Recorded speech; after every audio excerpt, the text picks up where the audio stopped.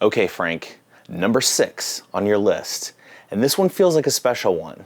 This one is the WWF, now WWE documentary, Beyond the Mat. I'm going to say that this one was an interesting one for me, but I'll get to that in just a second. So, Beyond the Mat is directed by Barry W. Blaustein. Hopefully I'm saying that right. It came out in 1999, and it has a ton of people in it, so I'm not going to list off all the people. A few of them are Terry Funk, Mick Foley, Jake Roberts, Vince McMahon, The Rock is in it, China, a lot of folks. On your Twitter response, you said, just know I went to see this because I loved wrestling and I was like 8 or 9 when I saw this. Whoa. I like how you put whoa at the end of that. So, Beyond the Mat. Beyond the Mat is just basically a documentary about World Wrestling Federation, or what was called the World Wrestling Federation at the time. It's all about, you know, the reality of this sport, of the people who are in it, the people who perform, the people who are behind the scenes, how it all comes together and how it all plays out. I'm going to tell you that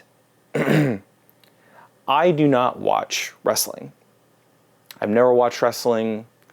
I just never got into it. Never got into it when I was a kid. Never got into it as an adult. So for me, all the stuff that happened in this is very new, and I really didn't have any clue, like, who most of these people were. Like, I know who The Rock is because The Rock is like now this like big famous movie star. I know who Jake the Snake Roberts is because I actually saw a documentary about him maybe like a year or two ago, about him kind of trying to like get his life back in order. And that's, I mean, I know who Jesse Ventura is, obviously, because, you know, he was in The Running Man and Predator and, you know, a bunch of other films. But other than that, I didn't really know any of these people. I didn't have any attachment to them. I know Vince McMahon because he's like the owner, you know, and he's kind of the guy who like has been running the show for a long time, and he's the face of the whole thing, basically, the constant face, if you will. But other than that, like, I didn't really know any of these people.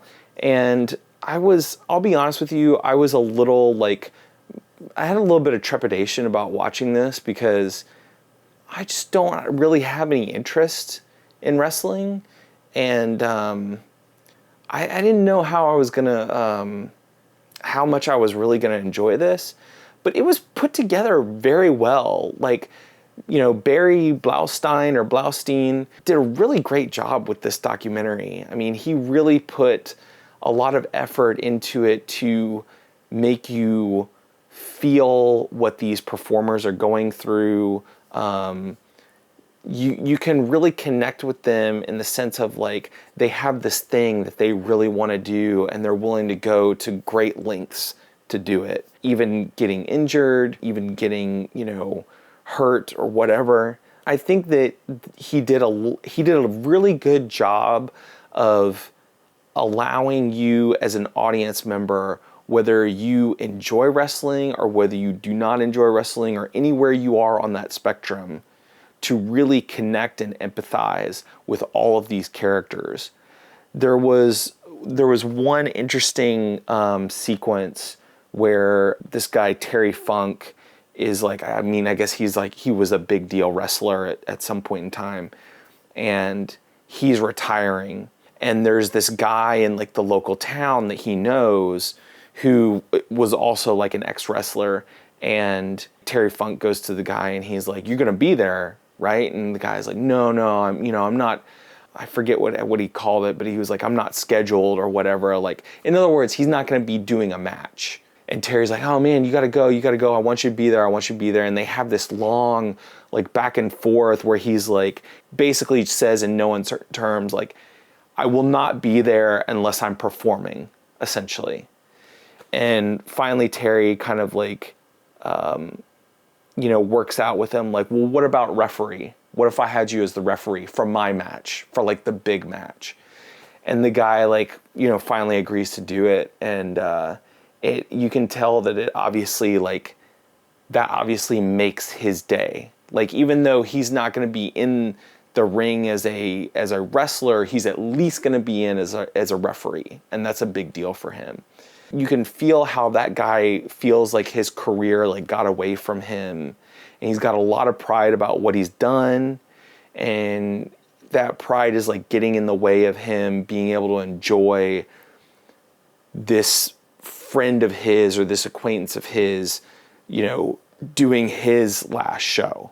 You can tell that when Terry offers him the chance finally to do the refereeing, it's just like this something just washes over the guy, and you can see it. You can see it on his face. You can see it in his eyes, and it's like it's beautiful. It's beautiful because how many stories are there of people who have, you know, shot for the moon and not made it, you know, and that is that guy's story. But Terry Funk, who is a guy who made it, you know, came back and said like, hey, this is my last shot. This is my last, I'm going out on this, and I want you to be a part of it. And I'm going to bring you into this so that you can have your one last shot too. So that was really beautiful to me. And there's, I think, a lot to glean in this documentary, even if you're not really familiar with these characters and with these people in their normal setting, even if you are not a huge fan of wrestling, I think that there's a lot that you can get from this documentary if you're interested in watching it. And I mean, Frank, I know that you've watched it, but I'm saying for whoever else is watching this video, do I recommend it? Yeah. It's a very interesting look into celebrity, the lengths that people will go for that celebrity. There's a dude in there, I don't remember what his name is, but he's one of those wrestlers, like kind of like B-level or C-level wrestlers, the kind of guys who like, they just go into a ring and like get hit over the head with like glass bottles and, you know, razor wire and stuff and get cut up and whatever. And he was like, yeah, you know, before I did this, I was like a third grade English teacher. And Barry Blaustein is like, you know, why'd you stop doing that? And he was like, because I love this. I love what I do. And it's like, I can tell you that as a person who makes films and has been wanting to make narrative feature films for a very long time and has been making some short films and, you know, really wants to live out that dream, it's like, I feel that dude. I understand that dude. Because like, I could go do something, I could go be a teacher, I could go like, you know, manage a retail store or something like that, but it's like, it's never gonna give you the fix. It's never gonna give you the fix that living out that dream gives you, you know? Every time I walk on a set, there's this feeling that you can't get that anywhere else, you know? And that's what it is for me, and for him it was wrestling, you know? For somebody it may be playing basketball or, you know, swimming or mountain climbing or, you know, or acting or whatever, you know, whatever that thing is, you can't get it anywhere else other than doing the thing that you're meant to do.